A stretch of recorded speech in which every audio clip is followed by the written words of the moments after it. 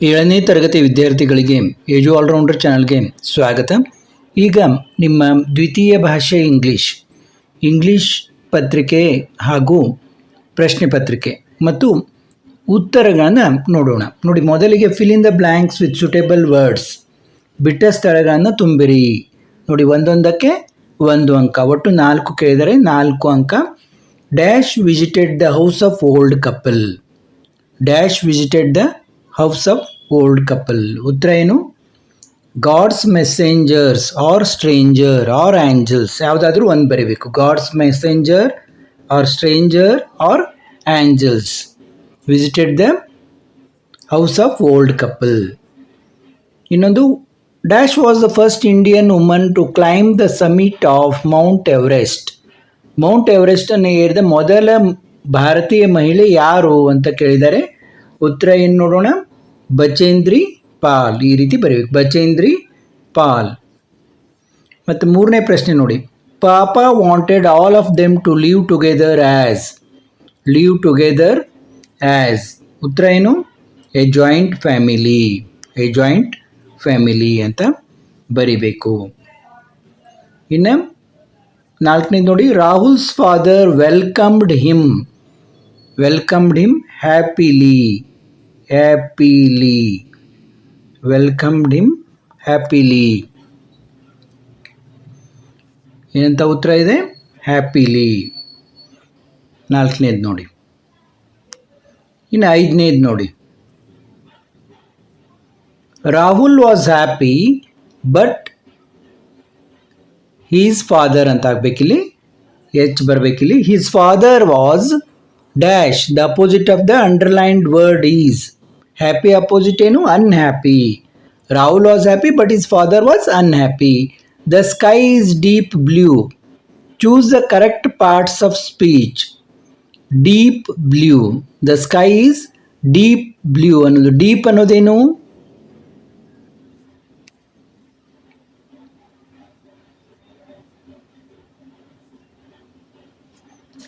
Deep ಅನ್ನೋದು adjective, ವಿಶೇಷಣ. ತುಂಬ ಆಳವಾಗಿ ನೀಲಿಯಾಗಿದೆ ಅಂತಂದರೆ ಅಡ್ಜೆಕ್ಟಿವ್. ಡೀಪ್ ಅನ್ನೋದು adjective. My father's father is my. ನೋಡಿ, ನನ್ನ ತಂದೆಯ ತಂದೆ. My father's father is my grand father. ಉತ್ತರ ಏನು? ಗ್ರ್ಯಾಂಡ್ ಫಾದರ್, ಅಜ್ಜ ಅಂತ. The meaning of the word mentor is. Mentor ಅನ್ನೋದ ಒಂದು ಪದದ ಅರ್ಥ ಏನು ನೋಡಿ? ಗೈಡ್, ಡಾನ್ಸರ್, ಟೀಚರ್, ಪೇರೆಂಟ್ಸ್ ಅಂತ ಕೊಟ್ಟಿದ್ದಾರೆ. ಮೆಂಟರ್ ಅಂದ್ರೇನು? ಗೈಡ್, ಮಾರ್ಗದರ್ಶಕರು ಅಂತ. ಅವ್ರಿಗೆ ನಾವು ಮೆಂಟರ್ ಅಂತ ಕರಿತೀವಿ.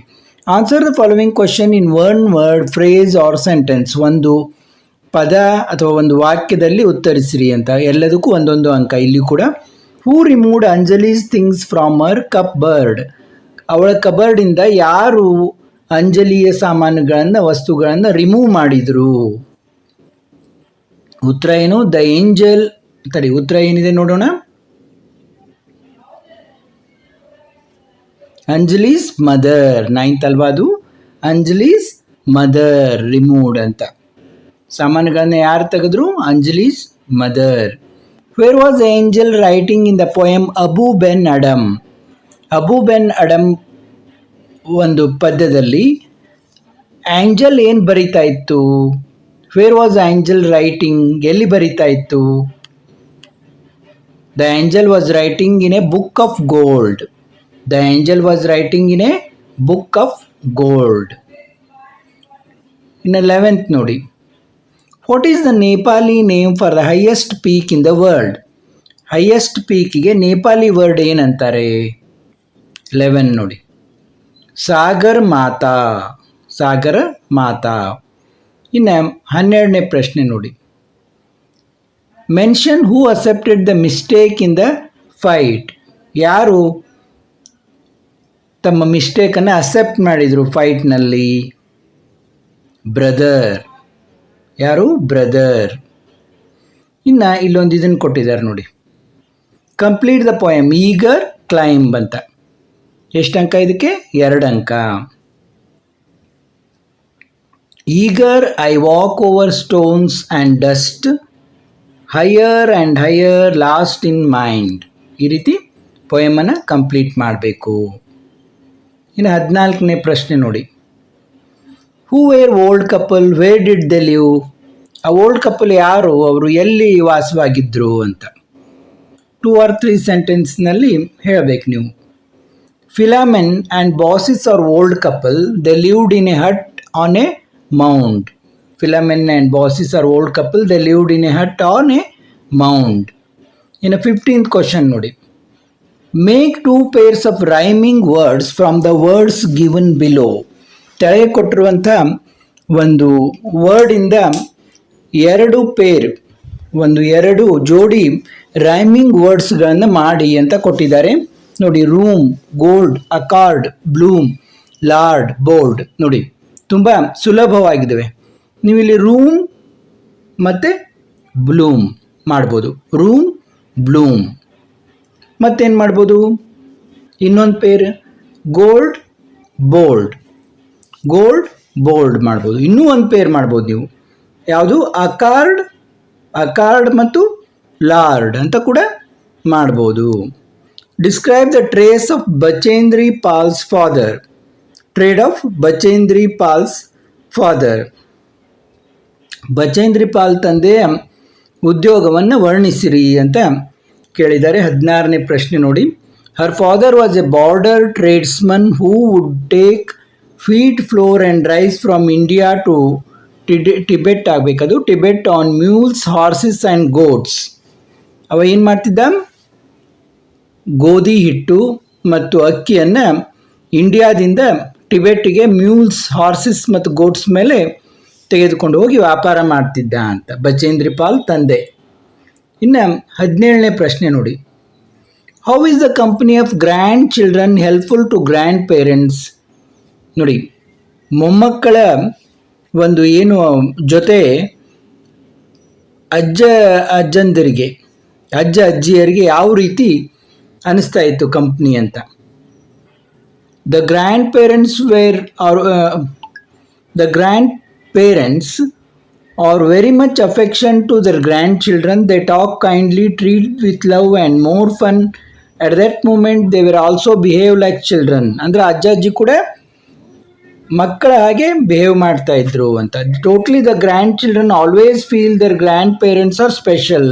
ಮೊಮ್ಮಕ್ಕಳು ನಮ್ಮ ಅಜ್ಜಿ ತುಂಬ ಸ್ಪೆಷಲ್ ಆಗಿದ್ದಾರೆ, ವಿಶೇಷ ಆಗಿದ್ದಾರೆ ಅಂತ ಅವರು ಕೂಡ ಫೀಲ್ ಮಾಡ್ಕೋತಿದ್ರು ಅಂತ. ಇನ್ನು 18th ನೋಡಿ. Why did Rahul want his share in the property? Rahul ತನ್ನ ಆಸ್ತಿಯಲ್ಲಿ ತನಗೆ ಪಾಲ್ ಬೇಕಂತ ಯಾಕೆ ರಾಹುಲ್ ಕೇಳಿದ ಅಂತ. Rahul wanted to be independent and happy. ಅವನು ಸ್ವತಂತ್ರ ಆಗಿರಬೇಕಾಯಿತು ಮತ್ತು ಖುಷಿಯಿಂದ ಇರಬೇಕಾಯಿತು, ಸಂತೋಷದಿಂದ ಇರಬೇಕು. He wanted to visit places all over the world with his friends. ಅವನು ಎಲ್ಲ ಸ್ಥಳಗಳನ್ನು, ಜಗತ್ತಿನ ಎಲ್ಲ ಸ್ಥಳಗಳನ್ನು ತನ್ನ ಗೆಳೆಯರೊಂದಿಗೆ ನೋಡಬೇಕಾಗಿತ್ತು ಅಂತ. ಅದಕ್ಕೆ ಅವನಿಗೆ ಪ್ರಾಪರ್ಟಿ ಬೇಕಾಯಿತು ಅಂತ. ಇನ್ನು ನೆಕ್ಸ್ಟ್ ಕ್ವಶನ್ ನೋಡಿ. Give 2 remedies to avoid quarrel. ಜಗಳವನ್ನು ತಪ್ಪಿಸ್ಲಿಕ್ಕೆ 2 ಪರಿಹಾರ ಹೇಳ್ರಿ ಅಂತಂದಿದ್ದಾರೆ. 19th ಆನ್ಸರ್ ನೋಡೋಣ ಈಗ.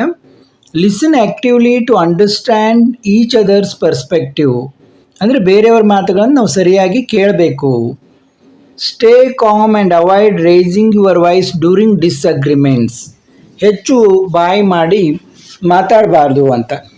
ಕಾಮ್ ಆಗಿರಬೇಕು, ಕೂಲಾಗಿರಬೇಕು, ಧ್ವನಿ ಏರಿಸಿ ಮಾತಾಡಬಾರ್ದು, ಅದು ಜಗಳಕ್ಕೆ ಕಾರಣವಾಗ್ತದೆ ಅಂತ. ಇಬ್ಬರು ಮಾತಾಡೋದನ್ನು ಕೇಳ್ಕೋಬೇಕು ಪರಸ್ಪರ ಅಂತ.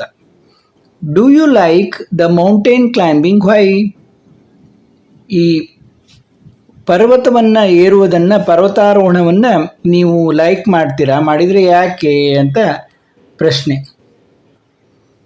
I would like to climb the mountain because I love the adventure.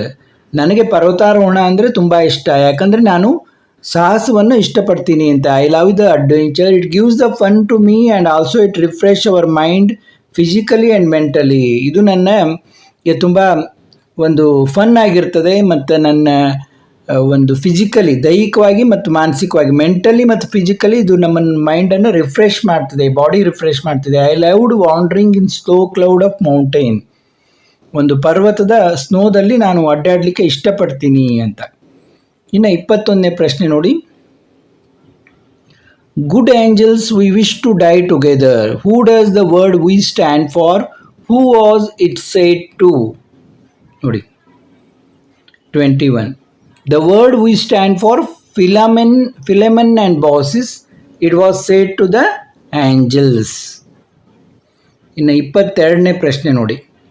I am sorry, please forgive my foolish behavior. Who said this? Who was it said to? ನೋಡಿ ಉತ್ತರ ನೋಡೋಣ ಈಗ. Rahul said this. He said to his father Balaji. Rahul said this. He said to his father Balaji. ಇನ್ನು 23ನೇ ಪ್ರಶ್ನೆ ನೋಡಿ. Describe how Anjali behaved with her grandparents in the beginning.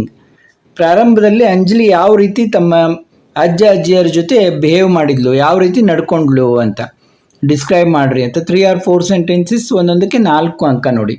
23ನೇ ಪ್ರಶ್ನೆ. She was the only child of her parents. She was never ready to share her things with others, so she was disturbed and behaved rudely. She would not talk much and pretend to be immersed in watching her favorite program on TV, but she did not complain directly since she was afraid of her father. ಅವಳು ಒಬ್ಬಳೇ ಬೆಳೆದಿದ್ಲು, only child. ಆದ ಕಾರಣ ಅವಳು ಯಾರೊಂದಿಗೂ ಹೊಂದ್ಕೋತಾ ಇರಲಿಲ್ಲ, ಯಾರೊಂದಿಗೂ ಬೆರೀತಾ ಇರಲಿಲ್ಲ. ಅವಳು ತನಗೆ ಏನು ಫೇವ್ರೆಟ್ ಪ್ರೋಗ್ರಾಮ್ ಇತ್ತಲ್ಲ ಟಿ ವಿಯಲ್ಲಿ ಅದನ್ನು ನೋಡಿಕೊಂಡು ಸುಮ್ಮನೆ ಇದ್ದಂತೆ ಮಾಡ್ತಾ ಇದ್ಲು ಅಂತ. ಮತ್ತು ಅವಳ ತಂದೆ ಕೂಡ ಅವಳು ಹೆದರಿ ಏನೂ ಕಂಪ್ಲೇಂಟ್ ಮಾಡಲಿಲ್ಲ ಅಂತ. ಇನ್ನು 24ನೇ ಪ್ರಶ್ನೆ ನೋಡಿ.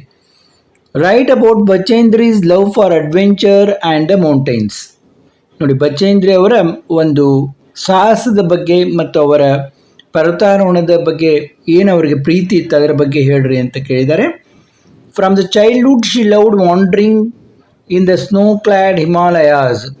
ಚಿಕ್ಕಂದಿನಿಂದ ಅವ್ರಿಗೆ ಬಾಲ್ಯದಿಂದ ಅಲ್ಲಿ ಹಿಮಾಲಯದಲ್ಲಿ ಅಡ್ಡಾಡೋದಂದರೆ ತುಂಬ ಖುಷಿ. ಹಿಮಾಲಯದ ಸ್ನೋದಲ್ಲಿ she had a zeal of climbing Himalayan mountains. She climbed with a group at the age of 12. 12ನೇ ವಯಸ್ಸಿನಲ್ಲಿ ಅವರು ಹತ್ತಿದ್ರು. She had a desire to climb Mount Everest and decided and climb the Gangotri and Rudugaira in an advanced camp. Finally, she was selected for the Indian Everest expedition in 1984. Her dream had come true on 23rd May 1984.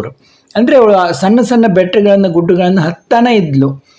ಕೊನೆಗೆ 1984ರಲ್ಲಿ ಅವಳು Mount Everest ಏಳಲಿಕ್ಕೆ select ಆದಳು finally. ಮತ್ತು ಅವರು 23ನೇ ಮೇ 1984ರಲ್ಲಿ ತಮ್ಮ ಒಂದು ಕನಸನ್ನು ನಿಜ ಮಾಡಿಕೊಂಡ್ರು ಅಂತ. ನೋಡಿ, ಇಲ್ಲಿಯವರೆಗೆ ನಿಮ್ಮ 7ನೇ ತರಗತಿ ಇಂಗ್ಲೀಷ್ ಪ್ರಶ್ನೆ ಪತ್ರಿಕೆ ಮತ್ತು ಅದರ ಉತ್ತರವನ್ನು ನೋಡಿದೆವು. ಮತ್ತೆ ಭೇಟಿಯಾಗೋಣ. ಗೆಳೆಯರೊಂದಿಗೆ ಈ ವಿಡಿಯೋಗಳನ್ನು ಶೇರ್ ಮಾಡಿ ಮತ್ತೆ ಭೇಟಿಯಾಗೋಣ.